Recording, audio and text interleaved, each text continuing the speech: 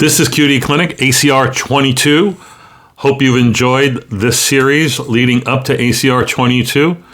Today's case is a 28-year-old woman who has rheumatoid arthritis and she's pregnant. She was doing very well on a TNF inhibitor, taking rarely intermittent nonsteroidals or acetaminophen for pain, conceived, and then stopped her TNF inhibitor. And she's now into her second trimester, and she's not doing well. And it's not pregnancy-related pains and back pain and that sort of thing. This is actually inflammatory arthritis, which has come back off the TNF inhibitor. Of course, this is her first pregnancy. She's not wanting to take any medicine. And what's your decision at this point? Your decision is to put her on steroids, manage her with nonsteroidals, give her useless acetaminophen in this situation, or put her back on the TNF inhibitor, which was working. So what would you do? Well, I'm going to point you to data from ACR 22. This is going to be presented on Sunday the 13th, abstract 0955 from Sabrina Hamroun and colleagues. And they talk about their experience. This is a French cohort of RA patients who get pregnant, and they follow them longitudinally. The title of the abstract is Unfavorable Pregnancy Outcomes is Significantly Associated with Corticosteroid Exposure During Pregnancy in Women with RA. The results of a prospective GR2 cohort study.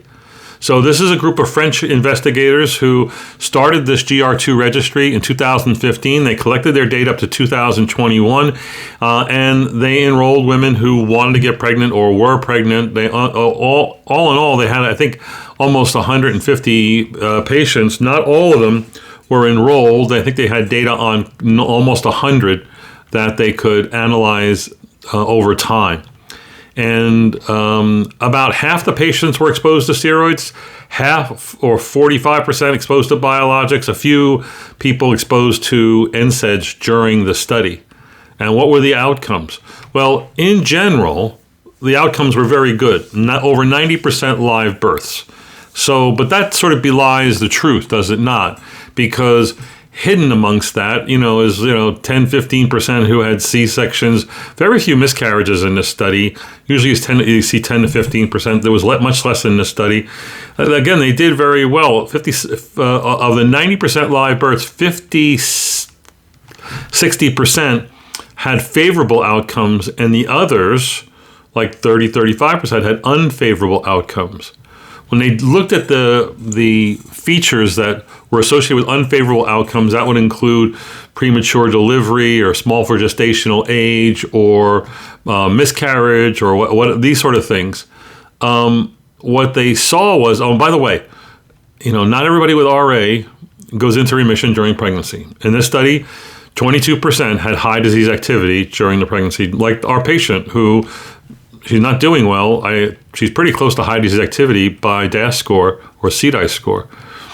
What were the things associated with unfavorable outcomes? Being nulliparous, which is what my patient is, being older, that's not her, and corticosteroid exposure.